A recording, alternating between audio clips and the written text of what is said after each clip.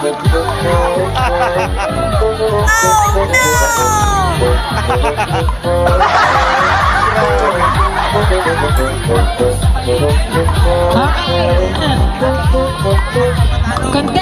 number 5. Mula sa kampo ng masayang masaya sa gabi. O sumasaya pa lang ba sa gabi? Wala pa. Sasaya pa lang mamaya. Mula sa HR department. Mula sa kampo ni Mang Bet. Sunny.